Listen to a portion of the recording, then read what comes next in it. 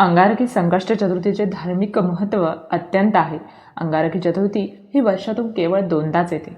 या चतुर्थीला मनोकामना पूर्तीसाठी काही उपाय केल्यास बाप्पा प्रसन्न होऊन कामनापूर्ती करतात. तसेच व्रत करून विधिवत बाप्पाची पूजा केल्यास बाप्पाची कृपा मिळते व आयुष्यात सुख समृद्धी येते.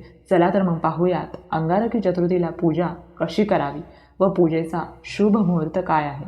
या दिवशी मनोकामनापूर्तीसाठी बाप्पाची मनोभावे पूजा व व्रत केल्यास बाप्पा प्रसन्न होतात व इच्छापूर्ती करतात अशी मान्यता आहे. त्यामुळे यंदाच्या अंगारकी संकष्ट चतुर्थीचे महत्त्व काय, नेमकी तारीख, पूजा कशी करावी व चंद्रोदयाची वेळ काय आहे. अंगारकी संकष्ट चतुर्थी तिथी पंचांगानुसार माघ कृष्ण पक्षातील चतुर्थी तिथीची सुरुवात 6 जानेवारी मंगळवार सकाळी 7:01 सुरू होईल.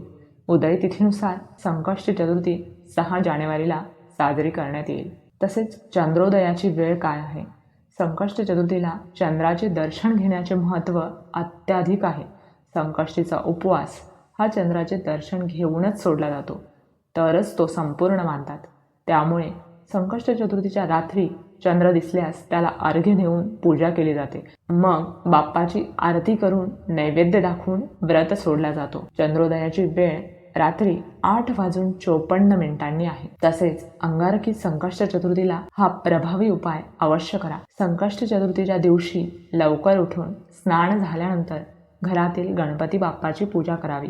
बाप्पाला हार, फुले, दुर्वा अर्पण करावीत. धूप, दीप, अगरबत्ती लावून गणेश मंत्राचा जप करावा. अथर्व शीर्ष पठण करावे. त्यानंतर आरती करून बाप्पाला मोदकाचा नैवेद्य दाखवावा व प्रसाद घरात सर्वांना वाटावा. ही पूजा केल्यानंतर तुम्ही गणेश मंदिरात जावे. तुमची मनोकामना बाप्पाला सांगून बाप्पाच्या डोक्यावर दुर्वा अर्पण कराव्यात. तसेच अक्षता देखील वाहाव्यात.